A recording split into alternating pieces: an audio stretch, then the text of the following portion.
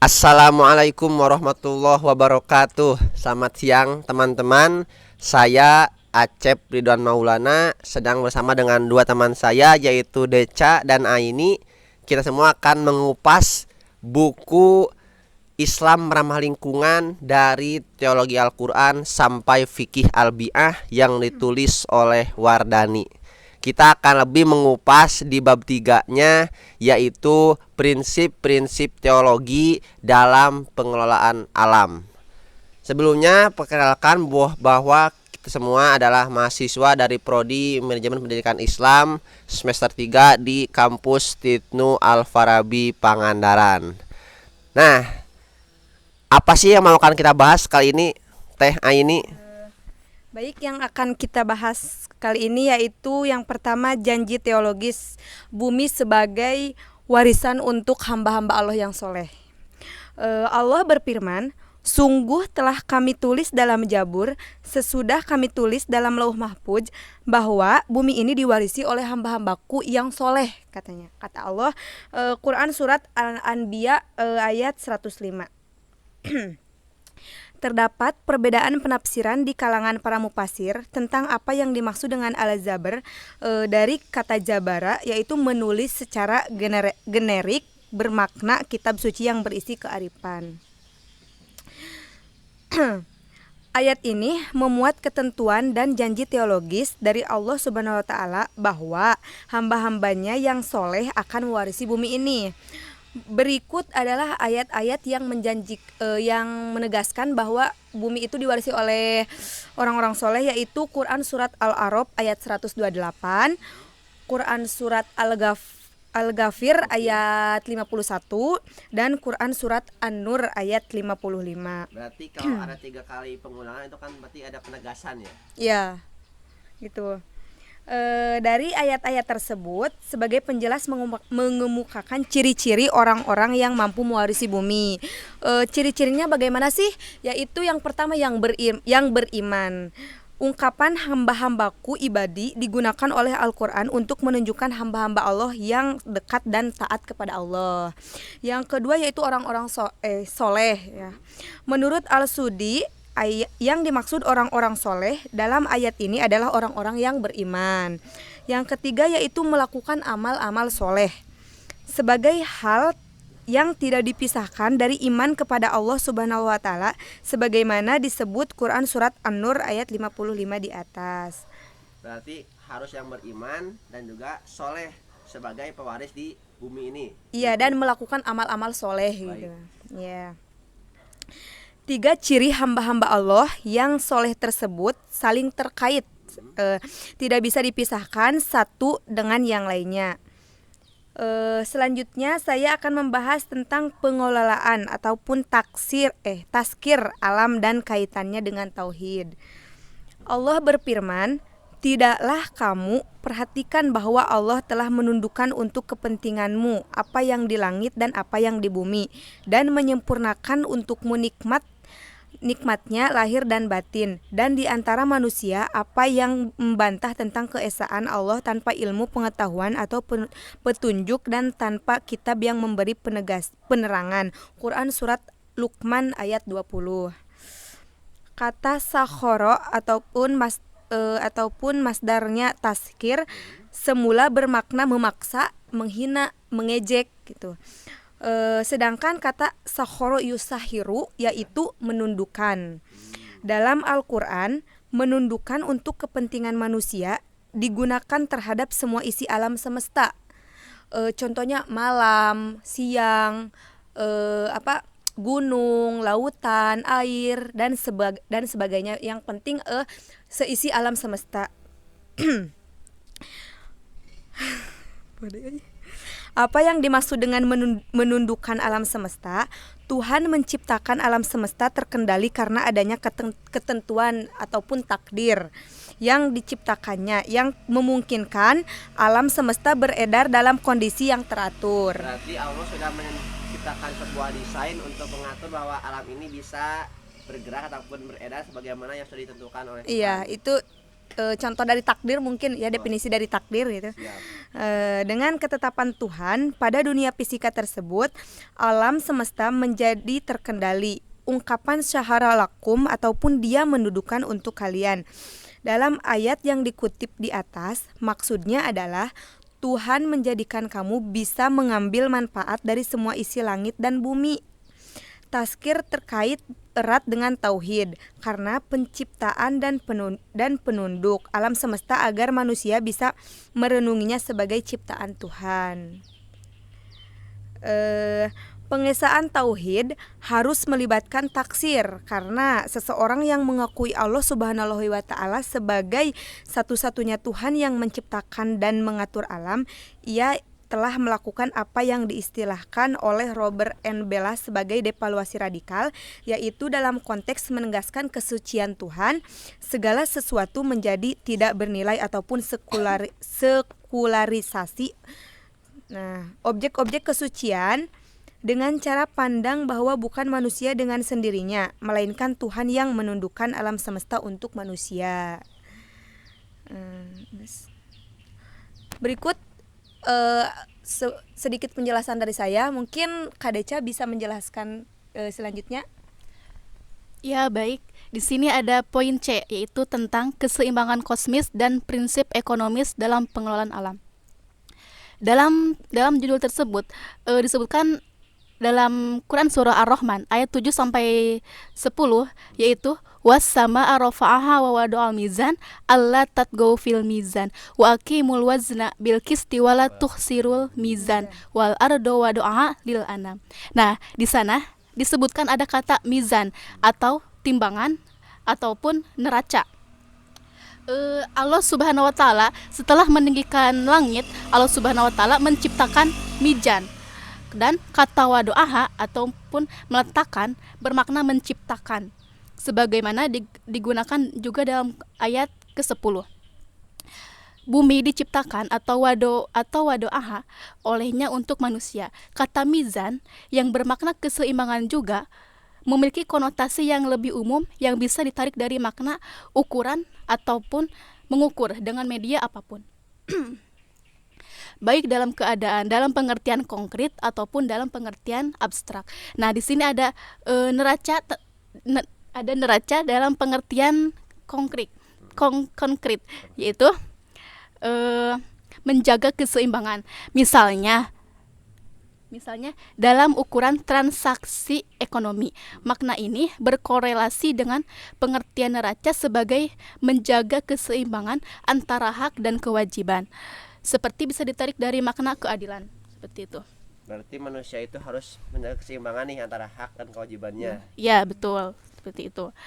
Dan keseimbangan kosmis juga bisa dipahami dalam pengertian keberpasangan. Nah, dalam hal ini disebutkan dalam Quran surah Az-Zariyat ayat 49 yang berbunyi yaitu wa min kulli syai'in khalaqna zawjaini la'alakum tadzakkarun, yang artinya dan segala sesuatu kami ciptakan berpasang-pasangan agar kamu mengingat kebesaran Allah. Nah, menurut Ibnu Katsir, berpasangan tersebut adalah keberpasangan seperti langit, bumi, malam, siang, matahari, bulan, daratan, lautan dan lain-lain gitu. Salah satu pondasi keseimbangan dalam ranah sosial adalah perlunya menegakkan keadilan. Karena keadilan adalah keseimbangan. Pengrusakan terhadap tahanan keadilan berarti pengrusakan terhadap keseimbangan ranah sosial. Oleh karena itu, tanpa keadilan, sebuah kekuasaan misalnya tetap akan runtuh. Kemudian, mengapa pelanggaran hukum keseimbangan juga adalah dosa teologis? Karena salah satu bentuk ketidakseimbangan adalah pemborosan. Padahal pemborosan dianggap sebagai perilaku setan dan pelakunya adalah saudara setan. Sedangkan setan adalah orang yang sangat kufur dengan Tuhannya. Makhluk, bukan orang. Oh iya. Makhluk. Ya. Nah, kemudian di sini juga ada poin D, yaitu tentang perintah memakmurkan bumi atau yang disebut dengan istimar. dalam Quran surah Hud ayat 61 saya tidak bisa membacakan karena cukup lumayan banyak lah. Nah, dalam kata kunci yang menunjukkan perintah Allah Subhanahu wa taala untuk memakmurkan bunyi adalah istimara. Kata ini terambil dari ain, mim dan ro yang bermakna kekalan dan zaman yang panjang dan sesuatu yang tinggi seperti suara. Berarti memang Allah itu ada perintah pada manusia untuk memakmurkan alam juga berarti. Ya, pasti itu sudah jelas. Berarti bukan hanya untuk ibadah padanya, tapi juga bagaimana kita memakmurkan alam sekitar. Nah, ya betul. Nah, dari akar tersebut diambil kata amaro yamur yang bermakna panjang usia, banyak harta, menghuni, memanjangkan usia, membangun dan mengurus sesuatu yang dengan baik. Nah, ada beberapa tentang memakmurkan bumi, salah satunya dikemukakan oleh Muhammad Mutawalli al-Sya'adi. Menurutnya, kata istimara bermakna perintah memakmurkan atau tolab al-takmir. Hal ini menurutnya menuntut dua hal. Yang pertama yaitu mempertahankan agar tetap baik atau mewujudkan keadaan yang lebih baik. Lingkungan di sekitar kita mungkin saja dijadikan lebih baik. Keharusan memakmurkan bumi menjadi lebih nyaman merupakan tuntunan seiring dengan semakin bertambahnya penduduknya. Karena pertambahan penduduk berimbas kepada masalah lingkungan. Seperti itu. Kemudian selanjutnya yang dimaksud dengan memakmurkan bumi menurut Al-Tatabai adalah dengan mengelola bumi sehingga menjadi tempat yang bisa menghasilkan manfaat. Masjid untuk tempat ibadah, tanah untuk pertanian, seperti itu. Kemudian ada korelasi dalam ayat munasabah fi al-ayah yang bisa menunjukkan kepada kita bahwa yang dimaksud bukan sekedar mengelola bumi untuk dimanfaatkan hasil, melainkan juga untuk menjaga keseimbangannya, seperti itu.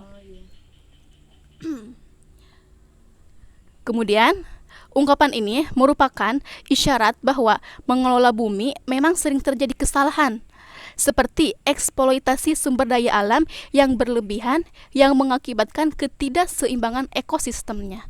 Oleh karena itu, manusia harus mengontrol aktivitasnya dalam pengelolaan bumi. Berarti Islam sendiri itu mengecam ya terkait eksploitasi alam yang berlebihan juga itu nggak boleh berarti dalam Islam. Ya, tidak boleh. Kemudian pengelolaan bumi memang dianjurkan sebagai upaya memakmurkannya dalam pengertian itu. Akan tetapi hal itu harus diiringi dengan menjaga keseimbangan ekosistemnya dengan menanami pepohonan seperti itu. Tetap dijaga juga ya. Ya. Kemudian konsep pengelolaan bumi seperti itu dalam fikih barangkali sama dengan konsep menghidupkan tanah yang mati tidak digarap sebelumnya. Ihya al-mawat. Mungkin hanya itu yang dapat saya sampaikan, dan kemudian untuk yang selanjutnya saudara Acep akan melanjutkannya. Baik, kalau barusan kita mendengarkan masalah istimar ya, adanya perintah untuk memakmurkan bumi.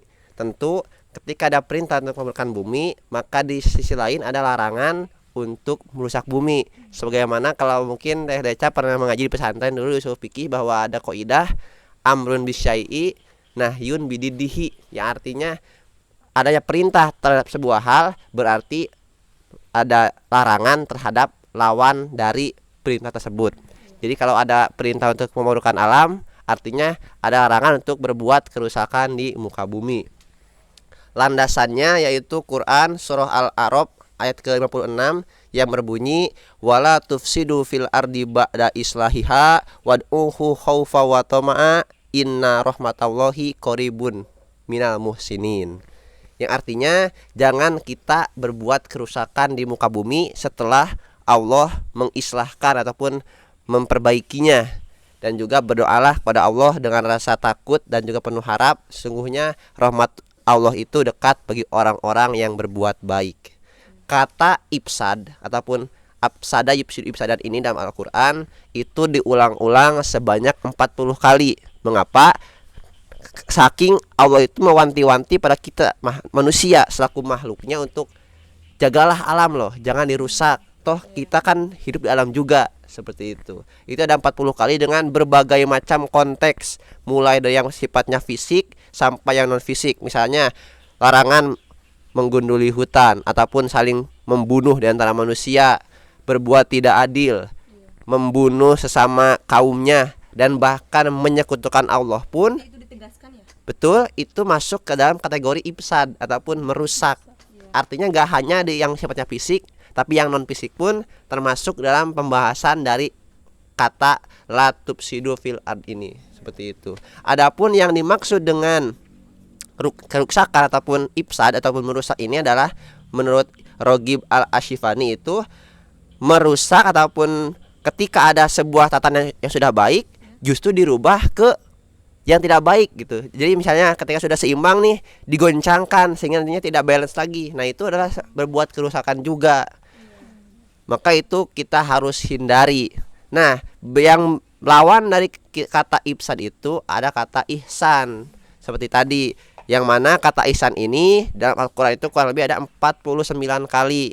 Artinya selain kita mencegah kerusakan, kita juga harus mengupayakan untuk terus berbuat baik, baik itu kepada sesama manusia ataupun kepada alam sekitar kita, seperti itu.